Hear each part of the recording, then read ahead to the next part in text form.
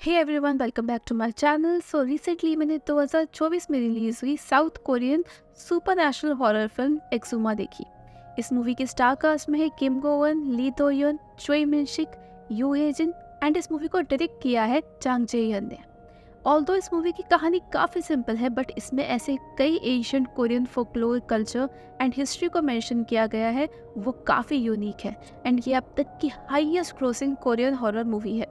अगर इसकी रेटिंग की बात की जाए तो इस मूवी की IMDb रेटिंग है 7/10 and on Rotten Tomatoes it's 89% fresh. So आज की इस वीडियो में मैं इस मूवी को एक्सप्लेन करूंगी एंड इसी के साथ मूवी में मेंशन्ड कई थ्योरीज को भी एक्सप्लेन करूंगी। So do watch this video till the end and without any further delay let's start the explanation.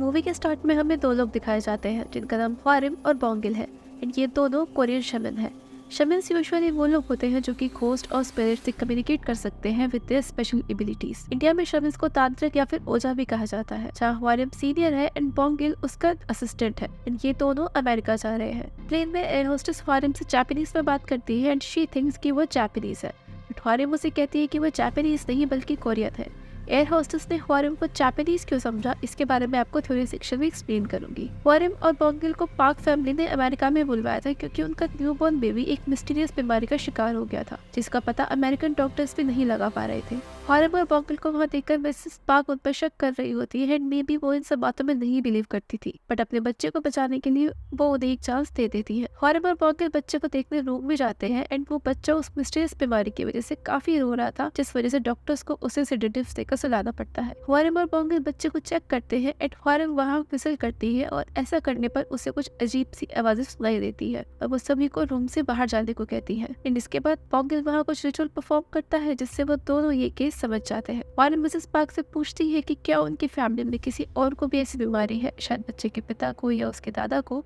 तो ये सुनकर मिसेस पार्क शॉक ले जाती है क्योंकि मिस्टर पार्क के पिता भी ऐसी ही एक मिस्टीरियस कंडीशन से डील कर रहे थे। ये जानने के बाद मिसेस पार्क उन पर ट्रस्ट करती है एंड इसके बाद हम ह्वारिम का एक मोनोलॉग सुनते हैं। ह्वारिम बताती है कि हमारे इस ब्राइट वर्ल्ड में कहीं ना कहीं डार्कनेस भी है, लेकिन हम इंसान सिर्फ उन्हीं चीजों पर बिलीव करते हैं जिन्हें हम देख सकते हैं या छू सकते हैं। लेकिन हमारी इसी ब्राइट वर्ल्ड में कहीं ना कहीं डार्क एंटिटीज भी होती हैं जिन्हें हम घोस्ट, डेविल, गॉब्लिन्स या मास्टर्स भी कहते हैं एंड ये एंटिटीज किसी न किसी तरह हमारे ब्राइट वर्ल्ड में एंटर करने की कोशिश करती हैं। वो यहाँ यिन एंड यांग को साइंस और सुपरस्टिशन से कंपेयर करते हुए कहती है कि जब कोई डार्क एंटिटी ब्राइट वर्ल्ड में एंटर करने की कोशिश करती है तब लोगों को उसके जैसे शमन्स की नीड होती है, क्योंकि उसके जैसे शमन्स ब्राइट और डार्क वर्ल्ड के बीच में एक मीडियम का काम करते हैं। यहाँ पर यिन एंड यांग का रेफरेंस देखकर ये बताया गया है कि ह्वारिम टाओइज्म को फॉलो करती है। इसके बाद ह्वारिम और बोंगिल मिस्टर पार्क से मिलते हैं, जहाँ मिस्टर पार्क उन्हें बताते हैं कि उनका भाई जो कि मेंटल हॉस्पिटल में था उसने अपनी जान ले ली थी और ये सब इंसिडेंसेस उनकी फैमिली में जनरेशनल है।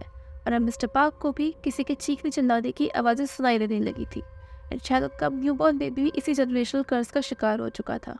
इसी कर्ज को हटाने के लिए मिस्टर पार्क ने ह्वारिम और बोंगिल को बुलाया था। इस पर ह्वारिम उन्हें कहती है कि जब वो उनके घर में आई तभी से उसे ऐसा लगा कि उनके घर में उन्हीं के किसी एंसेस्टर का शैडो है, जिसकी वजह से मिस्टर पार्क और उनके बच्चे को वो आवाजें सुनाई दे रही थी एंड ये शायद कोई एंसेस्ट्रल कर्स है उनकी फैमिली पर। ह्वारिम इसे ग्रेव कॉलिक का केस बताती है, यानी कि मिस्टर पार्क के दादाजी की आत्मा की शैडो है जिसकी वजह से ये सब हो रहा है। ह्वारिम बताती है कि उन्हें इसके लिए या तो ग्रेव को रीबरी करवाना होगा या फिर उसे प्रॉपर तरीके से क्रिमेट करना होगा ताकि उनकी आत्मा को शांति मिल सके और इससे उनकी फैमिली की सारी प्रॉब्लम्स खत्म हो सकती है। वो ये भी कहती है कि वो ये काम अकेले नहीं कर पाएगी एंड उसे और लोगों की भी मदद लगेगी। इसके बाद सीन साउथ कोरिया में शिफ्ट होता है, जहाँ हम किम सांग दुक नाम के आदमी को देखते हैं जो कि एक फेंग शुई मास्टर और जियोमेंसर है एंड कोरियन कल्चर के अकॉर्डिंग किसी भी काम के लिए एक अच्छी और परफेक्ट लोकेशन की जरूरत होती है एंड स्पेशली अगर किसी की डेथ हो जाती है, बिकॉज अगर वो जगह सही होती है तभी उस मृत इंसान की आत्मा को शांति मिल सकती है एंड इसी के लिए जियोमेंसर या फिर फेंग शुई मास्टर्स की नीड होती है।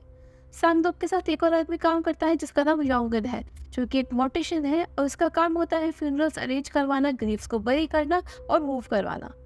इस सीन में सांगदोक और योंगन एक कोरियन फैमिली के डेड मेंबर का ग्रेव ओपन करवा रहे होते हैं क्योंकि उनकी ग्रैंड मदर की आत्मा को शांति नहीं मिली थी एंड जिस वजह से वो सभी के फैमिली मेंबर्स के ड्रीम्स में आ रही थी। असल में ये लोकेशन सांगदोक ने इस फैमिली को बताई थी एंड ये लोकेशन भी अच्छी थी बिकॉज यहाँ नेचर के 5 एलिमेंट्स प्रेजेंट थे, तो यहाँ कोई प्रॉब्लम होनी नहीं चाहिए थी। बट ग्रेव को ओपन करने के बाद मिस्टर किम चेक करते हैं कि उनकी ग्रैंड मदर के डेंजर्स वहाँ से मिसिंग थे एंड पूछने पर ये पता चलता है कि उन्हीं के ग्रैंडसन ने अपने ग्रैंड मदर के डेंचर्स को अपने पास रख लिया था एज ए मेमोरी, क्योंकि वो उनकी काफ़ी क्लोज था। बट किम उसे समझाते हैं कि उससे उसकी ग्रैंड मदर की कोई भी चीज़ अपने पास नहीं रखनी चाहिए, क्योंकि किसी भी इंसान की डेथ के बाद उनकी चीज़ों को या तो क्रिमेट कर दिया जाता है या फिर बरीड कर दिया जाता है, और ऐसा ना करने पर उस इंसान की आत्मा को शांति नहीं मिलती। एंड किम के समझाने पर वो लड़का मान जाता है और पूरी फैमिली काफ़ी इमोशनल हो जाती है। इसके बाद हम सांग-दो का एक मोनोलॉग सुनते हैं जहाँ वो ह्यूमन रिलेशंस पर डिस्क्राइब करते हुए नेचर के साइकिल को बताते हैं कि कैसे हम इंसान मिट्टी से जन्म लेते हैं, उसी मिट्टी का उगा हुआ खाते हैं,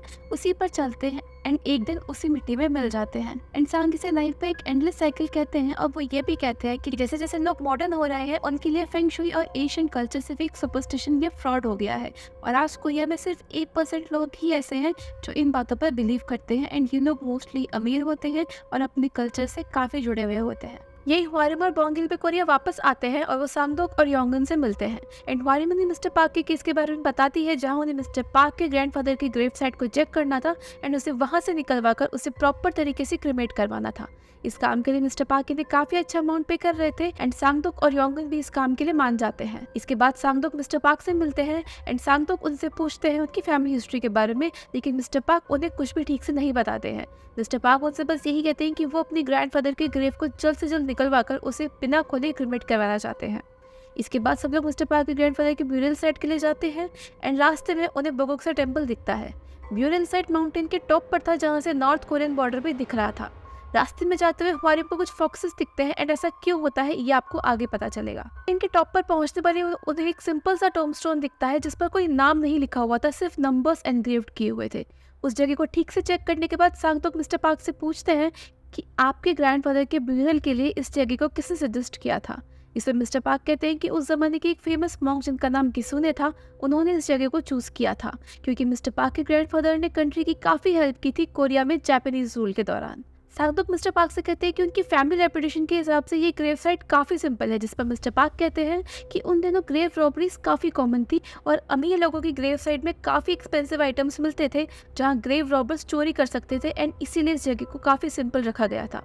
सांगदोक को मिस्टर पार्क की बातों पर यकीन नहीं होता है एंड उस ग्राउंड को चेक करने के बाद सांगदोक ये काम करने से इनकार कर देते हैं, और ये सुनकर हवारिम, बोंगिल और योंगन भी हैरान रह जाते हैं क्योंकि इस काम के लिए मिस्टर पार्क ने काफ़ी अच्छे पैसे दे रहे थे। और योंगन के पूछने पर सांगदोक बताते हैं कि उनके पूरे करियर में उन्होंने काफ़ी लैंड्स की डील करवाई है, बट उन्होंने इससे ज़्यादा शापित जगह नहीं देखी थी एंड उस लैंड पर उन्हें काफ़ी नेगेटिव एनर्जी होने का भी एहसास हुआ था एंड अगर वो लोग ये काम करते हैं तो इससे उन सभी की जान को खतरा भी हो सकता था। सांग ये भी कहते हैं कि फॉक्सेस यूजुअली ग्रेव साइट पर नहीं होती हैं, बट वहाँ फॉक्सेस का दिखना कोई बहुत ही ज़्यादा नेगेटिव एनर्जी होने का इंडिकेशन दे रहा था। वहाँ से आने के बाद मिस्टर पार्क उनसे इमोशनली रिक्वेस्ट करते हैं कि वो ये काम करने के लिए मान जाएं ताकि उनके बच्चे की जान बच सके। सांगदोक मिस्टर पार्क से कहते हैं कि आप हमसे कुछ छुपा तो नहीं रहे हैं। इस पर मिस्टर पार्क इनकार कर देते हैं, बट उनके हाव भाव देखकर लग रहा था कि वो उनसे ज़रूर कुछ छुपा रहे हैं। इस पर हवारिम कहती है कि उन्हें उस बच्चे को बचाने के लिए ये करना ही होगा एंड इसके लिए वो लोग रिचुअल्स की हेल्प से ग्रेव को मूव करवा सकते हैं,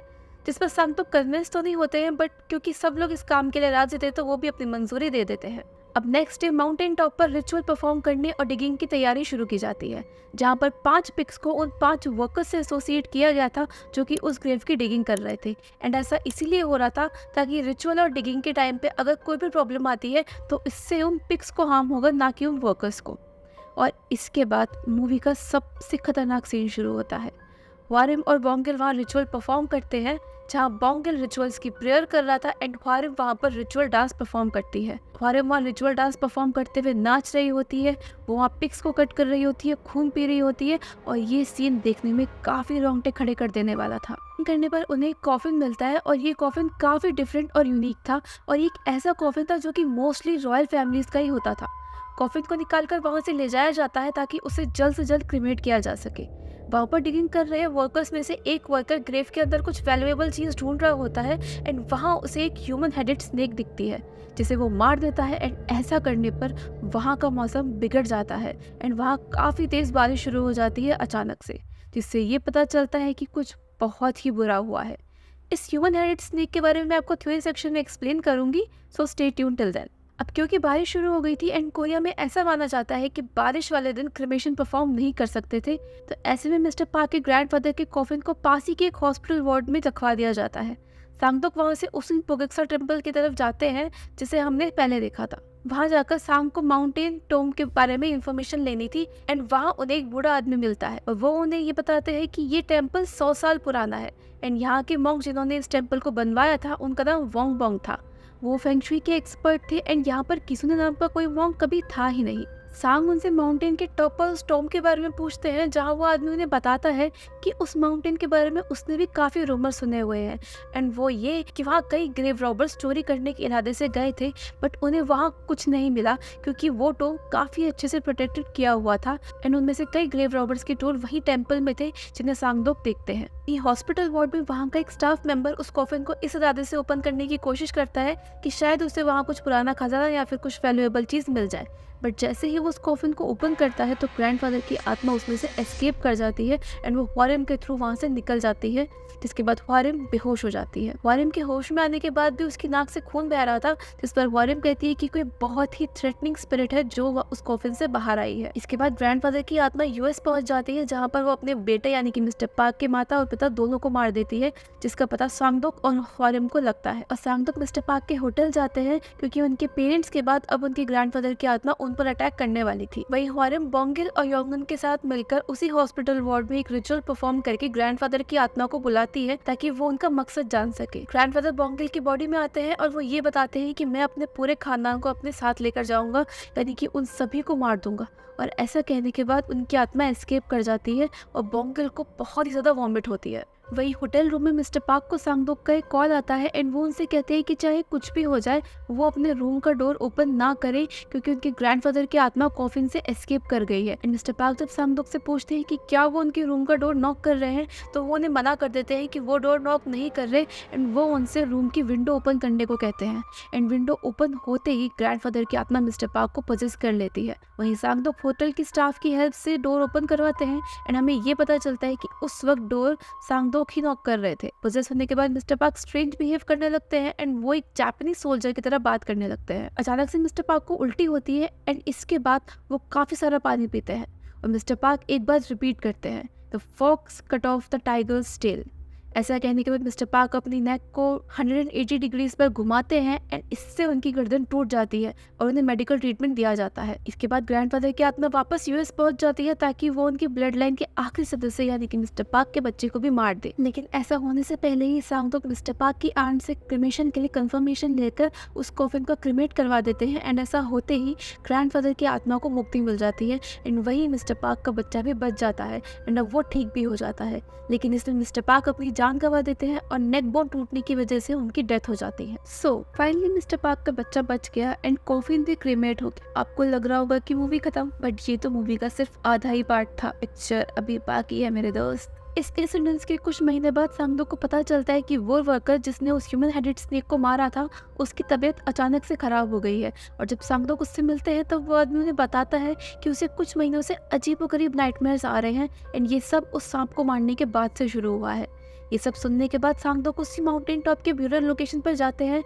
और उन्हें वहाँ वो ह्यूमन हेडेड स्नेक मरा हुआ मिलता है एंड वहाँ पर और डिगिंग करने पर उन्हें एक और कॉफिन मिलता है जहाँ पर ये पता चलता है कि ये जगह एक्चुअली डबल ब्यूरल साइट थी जहाँ पर एक 7 फीट बड़ा कॉफिन भी दफनाया गया था। ये देखकर सांगदोक ह्वारिम, बोंगिल और योंगन को कॉल करते हैं एंड वहाँ पहुंचकर जब ये लोग कॉफिन देखते हैं तब पता चलता है कि ये कॉफिन साइज में काफी बड़ा था एंड इसे वर्टिकली दफनाया गया था जबकि मोस्टली कॉफिन को हॉरिजॉन्टली दफनाया जाता है। ये कॉफिन वायर से बना हुआ था एंड ये साफ पता चल रहा था कि ये कॉफिन कोई नॉर्मल कॉफिन नहीं है एंड ये किसी इंसान का कॉफिन तो बिल्कुल भी नहीं लग रहा था। जैसे ही इस कॉफिन को बाहर निकाला जाता है तो वहाँ के फॉक्सेस अजीब तरीके से बिहेव करने लगते हैं। वो सब लोग इस कॉफिन को लेकर पास ही के बुगुक्सा टेम्पल में ले जाते हैं एंड वो लोग डिसाइड करते हैं कि वो लोग आज की रात वहीं स्टे करेंगे एंड इस कॉफिन को कल क्रीमेट कर देंगे। वो लोग उस कॉफिन के आसपास राइस और हॉर्स ब्लड से एक बाउंड्री बना देते हैं ताकि उस कॉफिन के अंदर की एंटिटी बाहर किसी को नुकसान ना पहुंचाए और वो उसे एक रूम में लॉक कर देते हैं। सांगदोक मिस्टर पार्क के आंट को वहाँ बुगुक्सा टेम्पल में बुलाते हैं और वो उनसे पूछते हैं कि आपकी फैमिली का ऐसा कौन सा राज है जो आप हमसे छुपा रहे हैं। इस पर वो कहती है कि मैं इसके बारे में ऐसा कुछ भी नहीं जानती,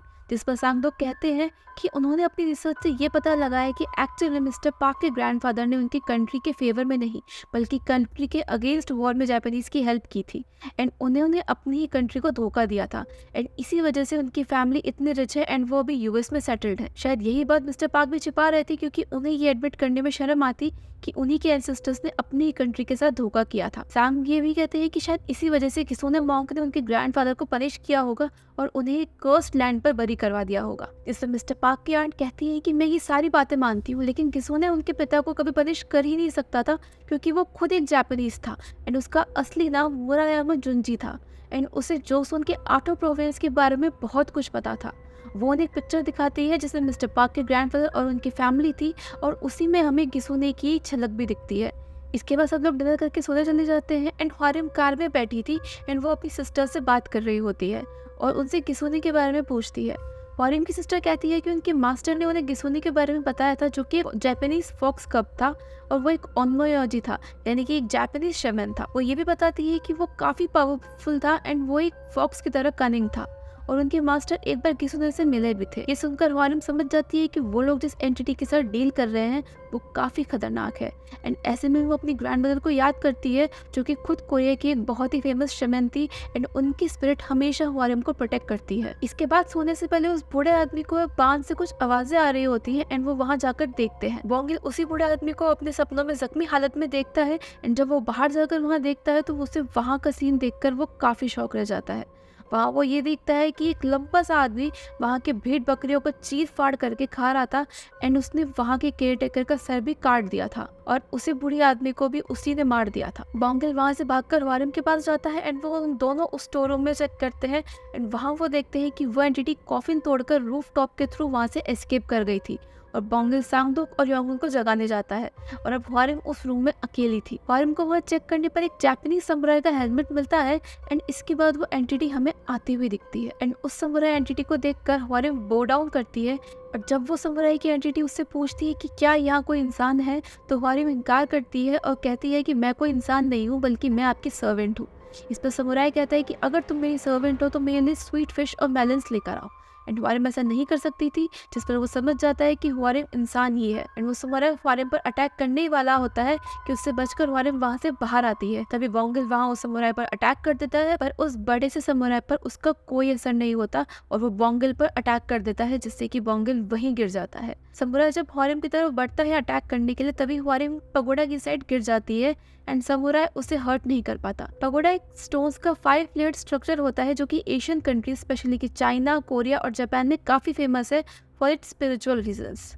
अब क्योंकि वो समुराई हारिम को हर्ट नहीं कर पाता तो वो वहाँ से फायर बॉल में कन्वर्ट होकर एस्केप कर जाता है एंड उसी वक्त सांगदुक और योंगन भी आ जाते हैं एंड ये सब देखकर वो लोग शॉक रह जाते हैं। इसके बाद वो लोग बोंगिल को हॉस्पिटल में लेकर जाते हैं जो कि काफी सीरियस कंडीशन में था। इन सब के बाद हारिम काफी दुखी होती है क्योंकि उसने बोंगिल को मना किया था शमन बनने से बट बोंगिल ने उसे कहा था कि अगर हारिम उसके साथ होगी तो वो उसे कुछ भी नहीं होगा and she will protect him always. लेकिन हारिम उसे प्रोटेक्ट नहीं कर पाई थी और बोंगिल की इस हालत के लिए वो खुद को ब्लेम करती है कि सुनकर सांगदुक हारिम को कंसोल करते हैं। हारिम कहती है कि वो जापानीज समुराई कोई घोस्ट नहीं बल्कि वो एक स्पिरिट है। हारिम बताती है कि जब भी किसी ह्यूमन का सोल किसी चीज से अटैच हो जाता है तब वो स्पिरिट बन जाता है एंड वो समुराई एक बहुत ही पावरफुल स्पिरिट है। पर वो लोग ये सोच रहे थे कि उस समुराई को पार्क फैमिली के कॉफिन के नीचे ही क्यों दफनाया गया था। इस पर सांगदुक को मिस्टर पार्क की कही एक बात याद आती है कि the fox cut off the tiger's waist. इसके बाद सांगदुक उसी टेंपल में वापस जाते हैं एंड वहाँ वो उन ग्रेव रॉबर्स के टूल्स को चेक करते हैं और वहीं उन्हें उन ग्रेव रॉबर्स की पिक्चर मिलती है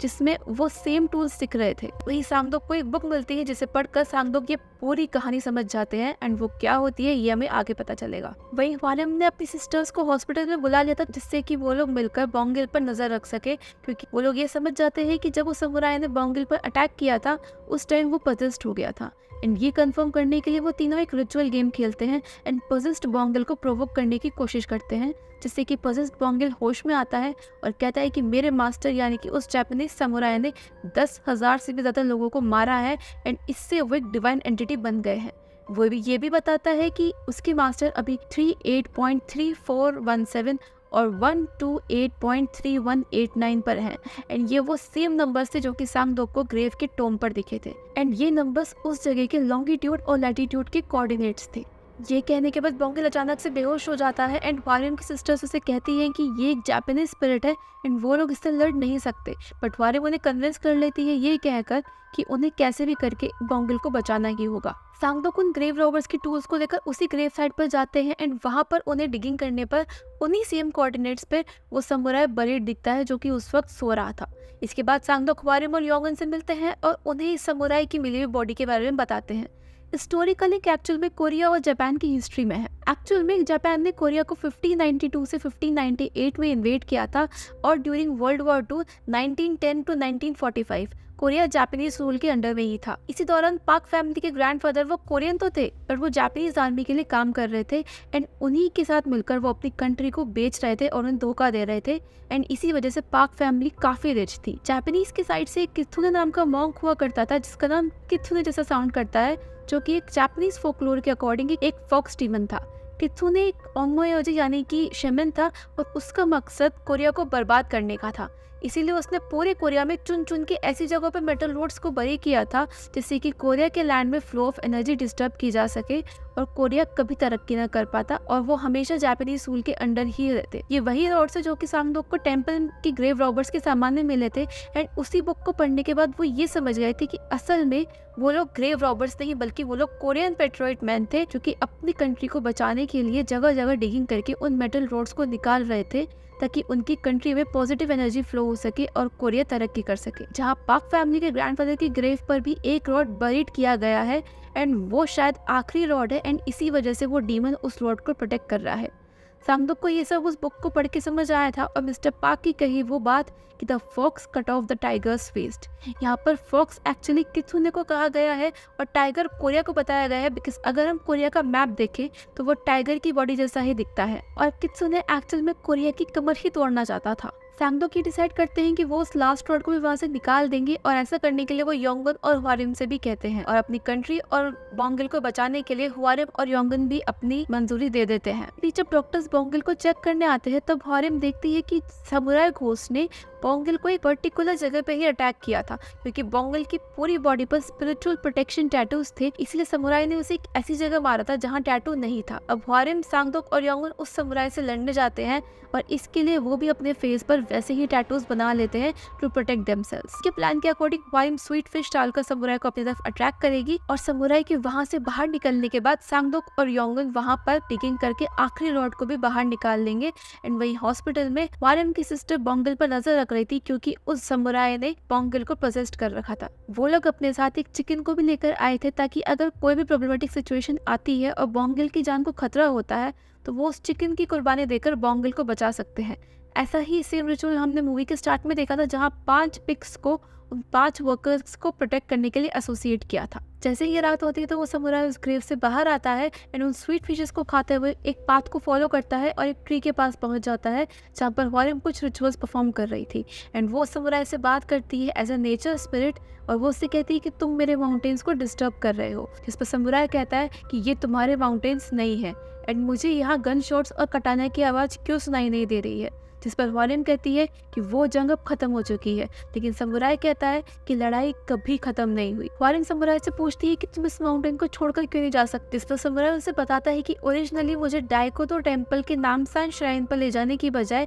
कित्सुने उसे इस माउंटेन पर ले आया था। वही पैरेलल में जो सब समुराई कह रहा था वही बोंगिल दोहरा रहा था क्योंकि बोंगिल उससे पोजेस्ड हुआ था। हवारिम उस समुराई से कहती है कि as the spirit of this mountain मैं तुम्हें ये जगह छोड़ने का आदेश देती हूँ। मगर समुराई हवारिम की बात नहीं सुनता और हवारिम उसे ये कहती है कि वो कम से कम बोंगिल को आजाद कर दे, बट समुराई इस बात से इनकार करता है एंड वो खुद को सुपीरियर मान रहा होता है और वो ये कहता है कि वो उस फॉक्स के जादू टोने से बंधा हुआ है और मैं यहाँ से कहीं नहीं जा सकता। और यहाँ हमें उसी का एक छोटा सा फ्लैशबैक दिखाया जाता है। समुराई हवारिम को मारने के लिए उसके पास आता है बट वो उसे कुछ नहीं कर पाता क्योंकि हवारिम की ग्रैंडमदर की स्पिरिट वहां आ जाती है और उसे प्रोटेक्ट करती है एंड तभी हवारिम वहां से भाग जाती है एंड समुराई भी फायरबॉल बन के वहां से एस्केप कर जाता है एंड वहीं पहुंच जाता है जहाँ पर सांगडोक और योंगन उस रॉड को ढूंढ रहे थे पर उन्हें वहां कुछ नहीं मिल रहा था। जैसे ही वो समुराई सांगदोक के सामने आता है तो समुराई सांगदोक से कहता है कि या तो तुम मेरे गुलाम बन जाओ, नहीं तो मैं तुम्हारा लिवर निकाल लूंगा। एंड ये कहकर वो सांगदोक पर वार कर देता है ताकि वो उसका लिवर निकाल सके, जिस पर सांगदोक को कुछ फ्लैशबैक्स आते हैं एंड सांगदोक समझ गए थे कि वो समुराई को कैसे हरा सकते थे। असल में ये समुराई 500 साल पहले एग्जिस्ट करता था और इसने 10,000 से भी ज्यादा लोगों को अपनी तलवार से मार गिराया था। एक वॉर में लड़ते हुए समुराई का सर कट गया, बट उसका अपनी बॉडी पर इतना कंट्रोल था कि वो इंटैक्ट रहा एंड उसकी बॉडी बाद में कित्सुने के हाथ लग गई। कित्सुने ने समुराई की तलवार को एज अ वेसल यूज किया एंड उससे उस समुराई की बॉडी में परपेंडिकुलरली डलवा दिया, यानी कि गर्दन से नीचे बॉडी की तरफ, एंड बाद में उसके सर को उसकी नेक से वापस स्टिच करके अटैच कर दिया एंड इससे ये समुराई एक एनिमल डीमन बन गया। इस समुराई को कित्सुने ने कर्स करके उस जगह से बाइंड कर दिया था जहाँ पर उसे दफनाया गया था, यानी कि मिस्टर पार्क के ग्रैंडफादर की कब्र के नीचे। और ऐसा इसीलिए किया गया था क्योंकि इस डीमन की बॉडी में जो स्वॉर्ड है वही एक्चुअल में आखिरी रॉड है, और इसी वजह से सांगदोक और याओन को डिगिंग करने पर भी वहाँ कोई रॉड नहीं मिल रही थी, क्योंकि चाहे कुछ भी हो जाता समुराई वापस उसी ग्रेव में आ जाता और वो रॉड में प्रोटेक्टेड रहती क्योंकि वो उससे बाउंडेड है। समुराई की ग्रेव को भी इसलिए हॉरिजॉन्टली दफनाया गया था क्योंकि रॉड को उसके अंदर परपेंडिकुलरली डाला गया था एंड ये samurai fire ball burning metal की वजह से बनता था एंड फायर और मेटल यहाँ पर एलिमेंट्स को रिप्रेजेंट कर रहे थे। बेसिकली समुराई को कित्सुने ने यहाँ पर फंसा दिया था एंड सांगदोक ये सब बात समझ गए थे। इसी वक्त हवारिन और याओन समुराई पर हॉर्स ब्लड डालते हैं जिससे कि वो हर्ट होने लगता है। वही फेंग शुई के अकॉर्डिंग मेटल का काट है वुड और फायर का काट है वाटर, और इसलिए सांगदोक को लगता है कि अगर समुराई पर किसी भीगी हुई लकड़ी से वार किया जाए तो इससे ये समुराई मारा जा सकता है। सांगदोक एक वुड को लेकर उसे हॉर्स ब्लड से सोक करते हैं और समुराई पर मारने लगते हैं जिससे कि वो समुराई कटने लगता है और बार बार वार करने से वो समुराई मर जाता है एंड वो आखिरी रॉड में डिस्ट्रॉय हो जाती है। एंड वही हॉस्पिटल में बॉन्गल को खून की उल्टी होती है और ये देखकर हवारिन की बहन उस चिकन को सेक्रीफाइस करने ही वाली होती है कि तभी वो रुक जाती है क्योंकि वो समझ गई थी कि अब बॉन्गल पजेस्ड नहीं है और उसकी जान बच जाती है। वहीं सांगदोक को भी हॉस्पिटल ले जाया जाता है और कुछ दिनों बाद वो भी रिकवर करने लगते हैं। और न्यूज़ में ये दिखाया जाता है कि माउंटेन टॉप पर एक बेयर ने कुछ लोगों पर हमला कर दिया था और इससे ये पता चलता है कि रियल न्यूज़ कई बार लोगों को बताना सही नहीं होता है ताकि वो इन सब चीज़ों से डरे नहीं। कुछ महीनों के बाद हम देखते हैं कि सांगदोक और बॉन्गल भी फुली रिकवर हो गए थे एंड ये सब लोग अपने नॉर्मल वर्क रूटीन पर लौट जाते हैं, बट उन सभी इंसिडेंट्स की वजह से ये सब लोग मेंटली ट्रॉमेटाइज थे, स्पेशली हवारिन। एंड में हम सांगदोक की बेटी की शादी देखते हैं जहाँ पर हवारिन, बॉन्गल और याओन भी आए थे एंड सांगदोक उन सबको एक फैमिली पिक्चर लेने के लिए बुलाते हैं और यहीं पर ये मूवी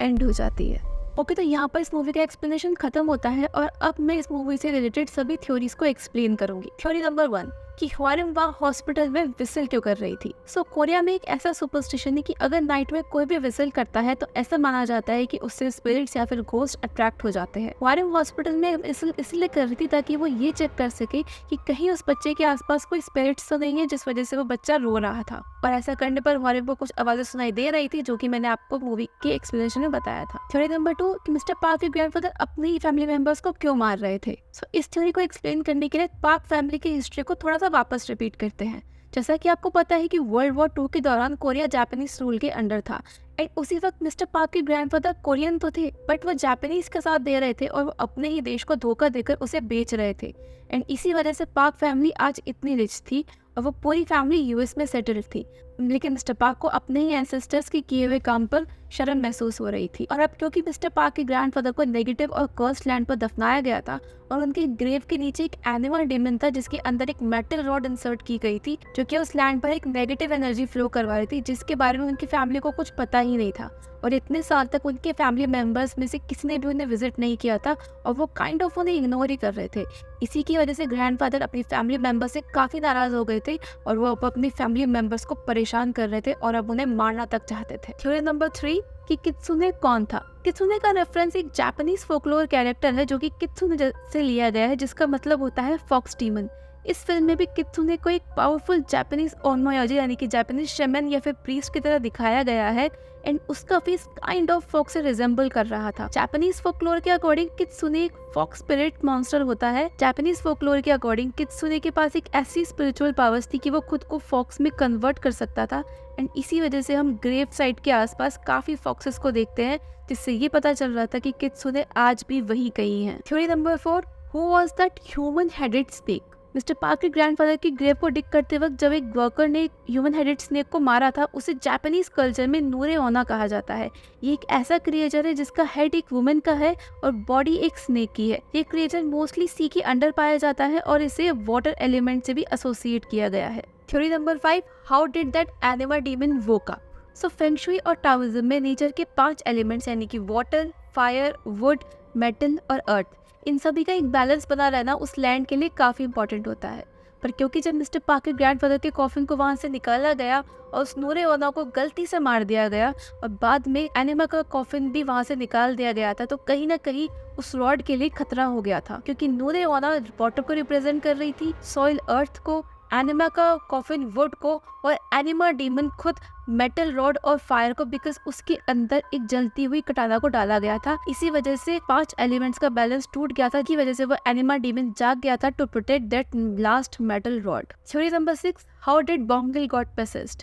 तो जब एनिमा मॉन्स्टर ने बोंगिल पर अटैक किया था, तभी उसने बोंगिल की स्पिरिट को भी होस्टेज कर लिया था एंड वो उस एनिमा डीमन का सर्वेंट बन गया था और वो उस एनिमा डीमन से काफ़ी स्ट्रांगली लिंक हो गया था। यहाँ तक कि जब वारियम ने स्वीट फिश रखी थी to get that monster out, तब बोंगिल भी वैसे ही खा रहा था जैसे कि वो मॉन्स्टर खा रहा था। सांगदुक, ख्वारिम और योंगुन जब उस एनिमा डीमन से लड़ने गए थे, तब शायद वो एनिमा बोंगिल को मार सकता था और इसी वजह से वारियम ने अपनी सिस्टर्स को उस पर नजर रखने और प्रोटेक्ट करने को कहा था कि वर्स्ट केस सिनेरियो के लिए उसकी सिस्टर्स ने वहाँ एक चिकन भी रखा था कि अगर बोंगिल की जान पर बात आती है तो वो उस चिकन को मार देंगे ताकि बोंगिल बच सके। Theory number 7, why did air hostess think ख्वारिम as Japanese in the flight. So इस बात का लिंक एक्चुअली मिस्टर पार्क की कही हुई उस बात में है कि the fox cut off the tiger's waist, क्योंकि फॉक्स यहाँ पर कित्सुने को बताया गया था और टाइगर कोरिया को, क्योंकि कोरिया का मैप टाइगर की शेप में है। अब क्योंकि कित्सुने ने कोरियन लैंड में रॉड्स को डाल दिया था, इससे उसने कोरिया के बैकबोन को तोड़ दिया था। हमने जब मूवी के फर्स्ट सीन को ध्यान से देखे तो उसमें ह्वारिम और बोंगिल ट्रैवल कर रहे थे फर्स्ट क्लास से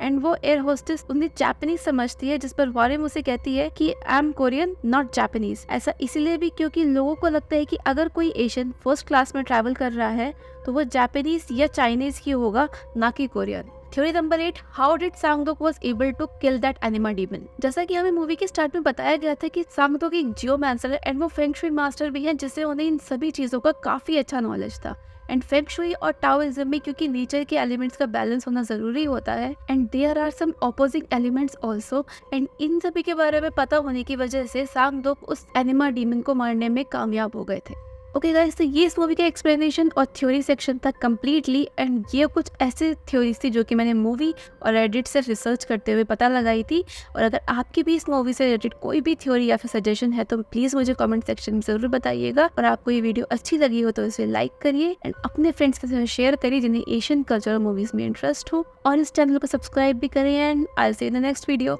सी या।